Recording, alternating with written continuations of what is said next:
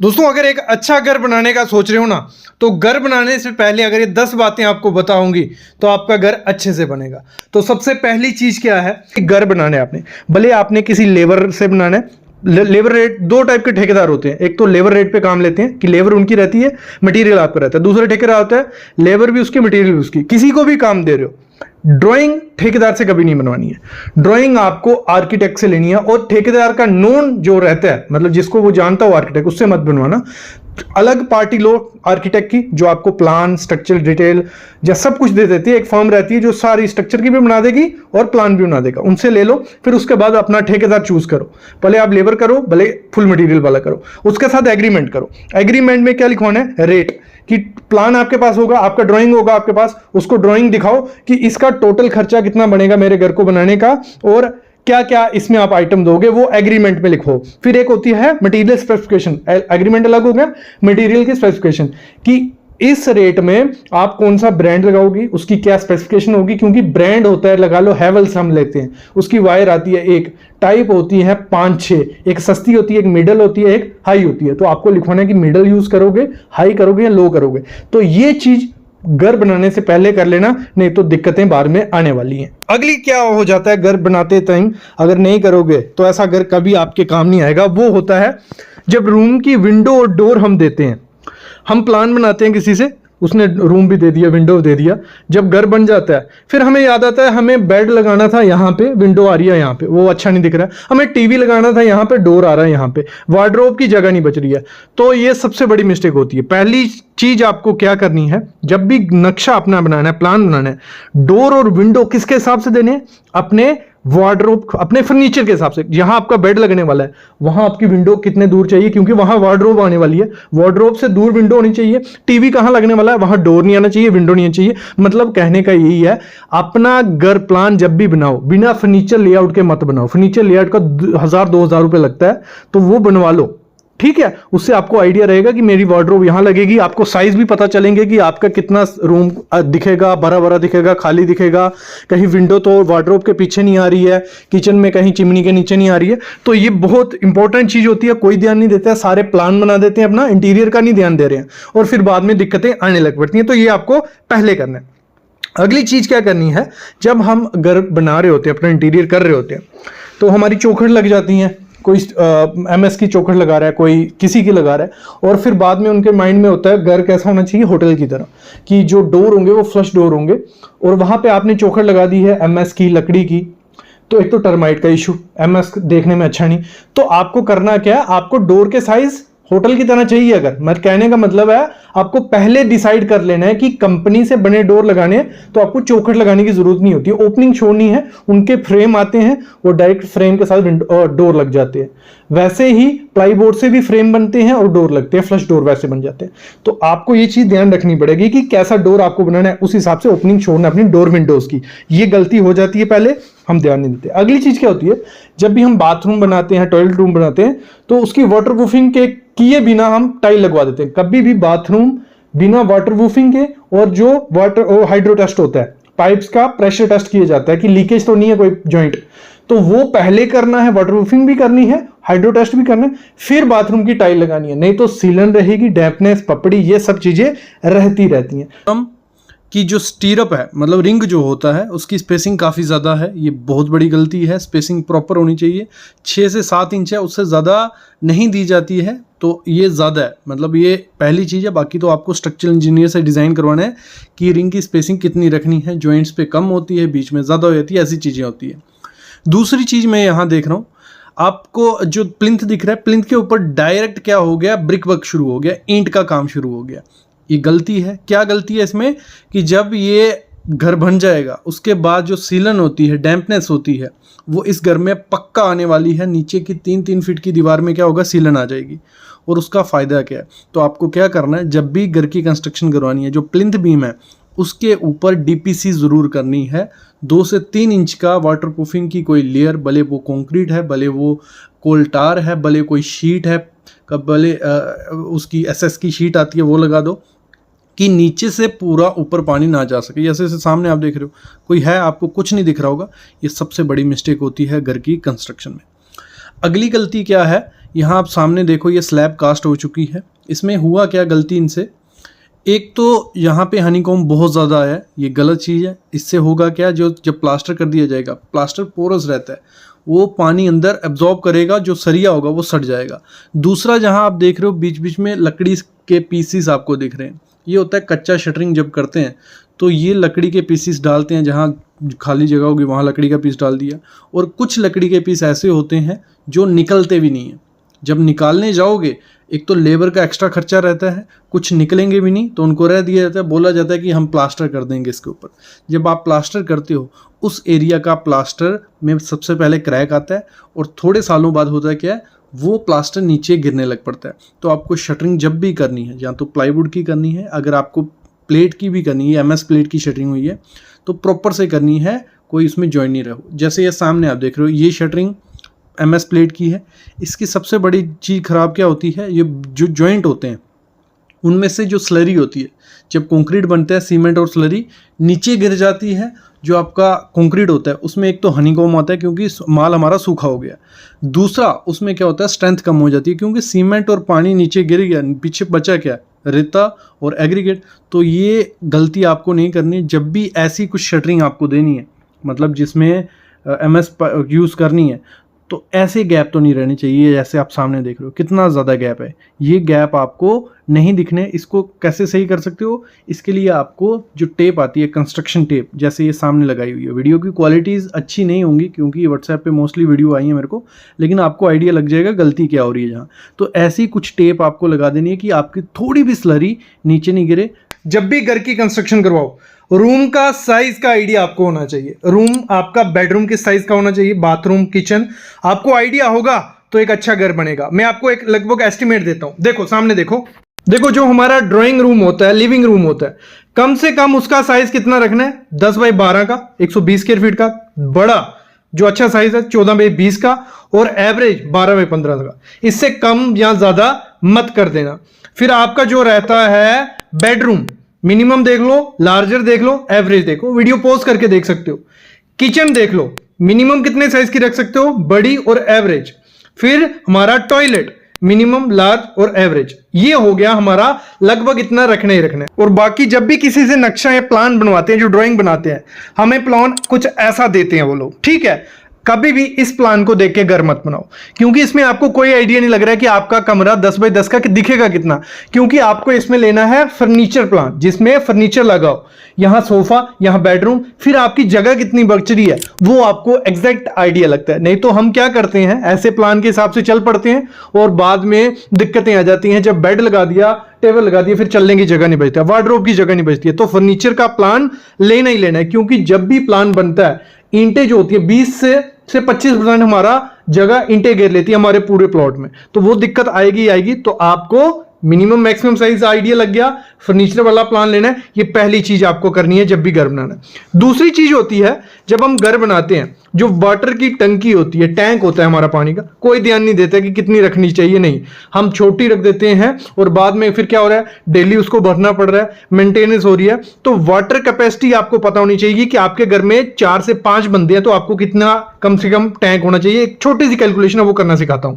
देखो, एक कैलकुलेशन कोई भी कर लेगा। देखो, आपके घर में 4 बंदे हैं, 5 बंदे हैं, 6 हैं, 10 हैं, 20 हैं, वो आपको पता है, ठीक है। 4 बंदे हमारी फैमिली में, मैंने ले लिए 4 बंदे हमारी फैमिली में। एक बंदे को, एक पीपल को 250 लीटर पानी चाहिए होता है डेली का, जिसमें वो नहाएगा, पिएगा, धोएगा, जो भी करना है। 250 लीटर आपको लेके चलना पड़ेगा। तो डेली उसका, आपके 4 बंदे हैं तो 1000 लीटर आपका डेली लगने वाला है। और आप अपने छत पे एक टंकी लगा देते हो, एक, ठीक है, 1000 लीटर की, उसको आपको डेली भरना पड़ता है। तो वो डेली बिजली का खर्चा, ये वो खर्चे रहते हैं डेली, कौन इतना सरदर्द लेगा। तो ये चीज पहली होगी। दूसरा, आपको कम से कम अपना 5 दिन का लेके चलो, 5 दिन नहीं भी लेना है, 2-3 दिन लेके चलो कि आपका 1000 स्क्वायर फीट की बन रहा है, ठीक है। 5 दिन हम लेके चलते तो 5000 आपका ऊपर टैंकी लगाओ, 5,000 नहीं लगानी है तो 2,000 लीटर की तो लगानी ही लगानी है। और 5 दिन का पानी नीचे जो वाटर टैंक बनाओगे वो 5,000 वो रहेगा, 20% एक्स्ट्रा ले लेते हैं तो कुछ 6,000 लीटर नीचे आपका कम से कम होना चाहिए और ऊपर 2,000 लीटर की। अगली चीज क्या करते हैं हम लोग, जब भी सीढ़ी बनाते हैं, भले हमारा आर्किटेक्ट बना रहा है जहां आप जगह दे रहे हो उसको, वो आप उसको बोल देते हो कि कम से कम जगह में सीढ़ी बनाना और हमें ये जगह कमरों के लिए निकालनी है। और इसमें बहुत बड़ी गलती होती क्या है, जब वो कम से कम जगह में सीढ़ी आप बनाते हैं जो बनाता है तो उसका राइजर बड़ा करना पड़ता है। जितनी कम जगह होगी उतना ज्यादा उसका राइजर हो जाता है। अगर ये राइजर 5 से 6 इंच से ज्यादा हो गया थोड़ा भी, तो फ्यूचर में आपको या आपके जो भी बूढ़े होंगे घर में उनको सीढ़ी चढ़ने में दिक्कत आ जाएगी, बच्चों को भी दिक्कत आती है। तो ये 5 से 6 इंच से ज्यादा नहीं रखना है। और साथ ही साथ जो स्टेप ट्रेड होता है, ठीक है, ये होता है, ये आपको 12 इंच रखना है। 12 इंच से ज्यादा 1 इंच रख दो, कम रखोगे पूरा पाँव नहीं आ गया, गिरने के चांसेस हो जाते हैं। तो ये तब ध्यान नहीं देते जब हमारा घर बन रहा होता है, जब बन गया होता है फिर तोड़ के कौन बनाएगा। तो आपको अपने इंजीनियर को समझाना है, ये चीज का ध्यान देना। और साथ ही साथ जो स्लोप रहेगी सीढ़ी की, स्लोप, ठीक है, स्लोप देखो अगर रहती है 35 से 40 के बीच, ठीक है, चल जाएगी। फिर रहती है 40 से 45 के बीच, बेस्ट है, उसमें आप चढ़ भी पाओगे, उतर पाओगे नीचे से और आपके सीढ़ी टप्पे अच्छे से बनेंगे। लेकिन 50 से ऊपर जब हो जाती है फिर गिरने के चांसेस और सही सीढ़ी वो डिजाइन नहीं हो रही है। ये आपको आर्किटेक्ट को पहले बता देना है, जहां अपने ठेकेदार को जो सीढ़ी बना रहा है। अगली चीज क्या करनी है, अगर आप चाहते हो आपका घर अच्छा दिखे, लग्जरियस दिखे, सुंदर दिखे, तो हाइट आपके घर की 9 फीट से ज्यादा ही होनी चाहिए। 10 फीट हाइट आपकी अंदर अंदर होनी चाहिए। ये सामने जो हाइट देख रहे हो ये आपकी, ये है, इधर सामने है 10 फीट। ये अगर 10 फीट है, 10 फीट से ज्यादा है तो बहुत सुंदर लगेगा। फॉल सीलिंग भी करवा सकते हो, फैन भी अच्छे से लग जाएगा।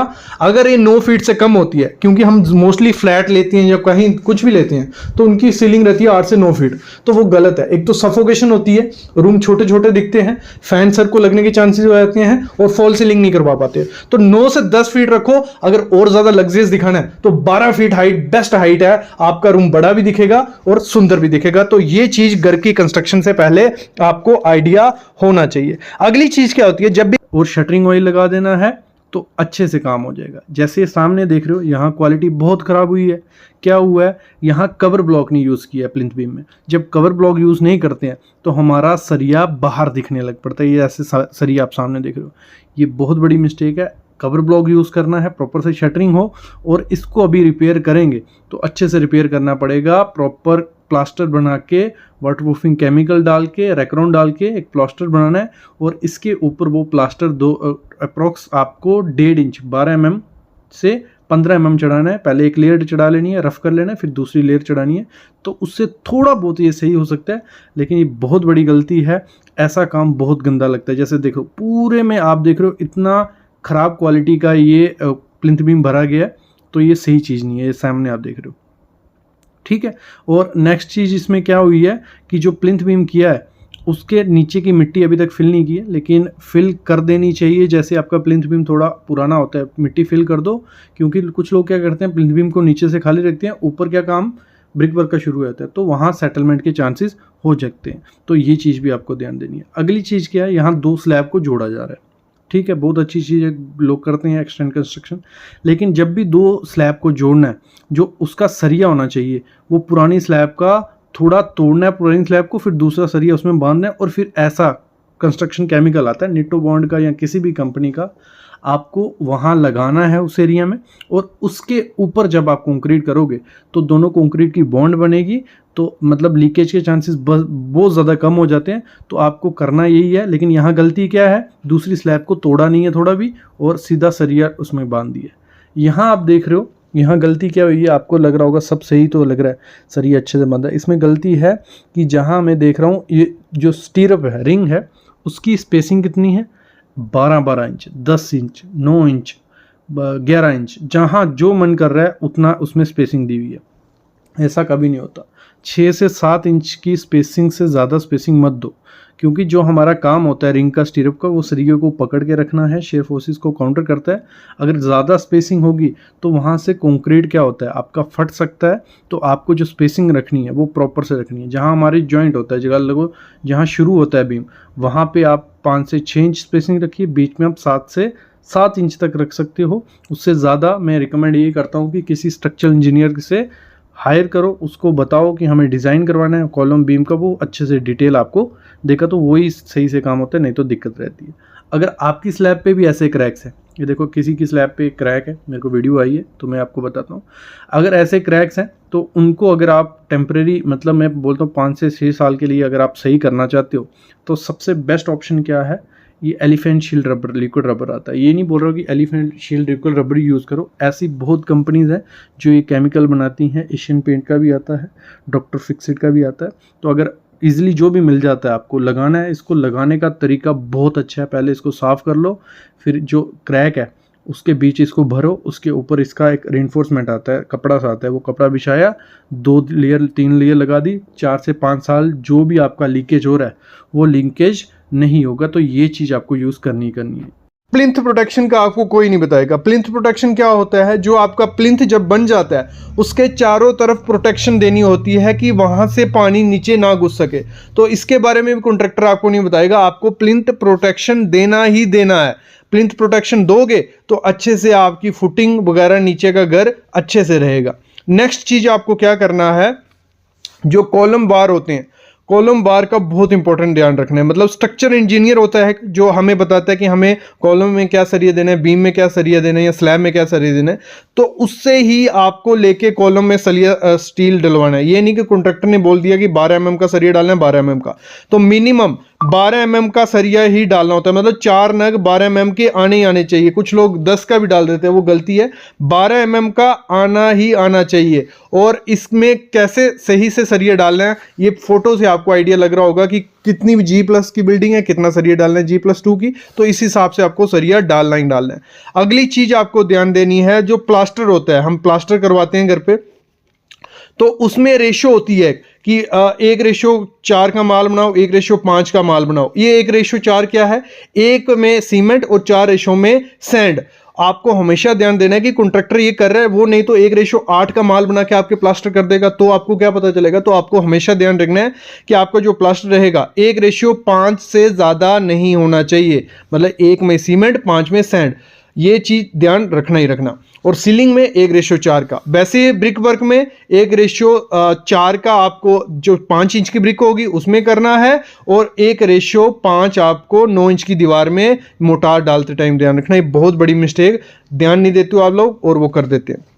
अगली चीज आपको करनी है, जो भी कंक्रीट आपके घर में होगा, फुटिंग का कंक्रीट हो गया या स्लैब का कंक्रीट हो गया या बीम का कंक्रीट हो गया, वो आपको M25 ही रखना है। 1:1:2 का माल, मतलब 1 में सीमेंट, 1 में सैंड और 2 में एग्रीगेट। M25 या M20 भी कर सकते हो, लेकिन उससे कम का नहीं करना है। तो ये चीज भी आपको ध्यान रखना है कि जो आपका कॉन्ट्रैक्टर है वो डाल रहा है नहीं डाल रहा है, यहीं पैसे बचते हैं और यहीं वो क्वालिटी से खिलवाड़ करते हैं थोड़े पैसे बचाने के चक्कर में। अगली चीज आपको देनी है, आपको कॉन्ट्रैक्टर बोलेगा कि प्लिंथ दे दिया तो लिंटल की क्या जरूरत नहीं, आपको प्लिंथ बीम देना है। पहले नीचे प्लिंथ बीम आ गया, उसके ऊपर कंक्रीट बैंड होता है। वो कहां होता है, जहां जहां हमारी खिड़कियों का बॉटम होता है ना नीचे, मतलब 4 फुट पे जहां से आपकी स्लैब होगी, टाइल पड़ेगी, वहां से 4 फुट पे कंक्रीट बैंड देना है आपको पूरे घर में। फिर लिंटल देना है 7 फुट पे, फिर स्लैब में जाके बीम देने हैं। तो उससे क्या होगा, आपका घर अर्थक्वेक प्रूफ हो जाएगा, गिरने के चांसेस बहुत कम हो जाते हैं, क्रैक के चांसेस बहुत कम हो जाते हैं।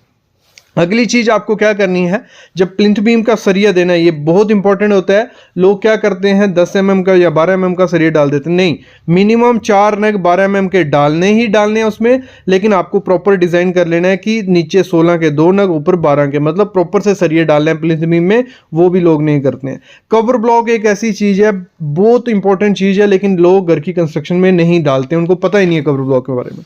ये कवर ब्लॉक होता है, सामने आप देख रहे हो, ये आपको स्लैब में भी डालना है कि आपका सरिया स्लैब से थोड़ा ऊंचा रहे, आपका बीम में डालना है कि आपका जो सरिया है वो कंक्रीट के अंदर रहे, थोड़ा बाहर रहेगा तो उससे होगा क्या, आपका सरिया खराब हो जाएगा, डिट्रॉयड होएगा, तो ये दिक्कत रहती है। तो आपको कवर ब्लॉक हर जगह प्रोवाइड करना ही करना है।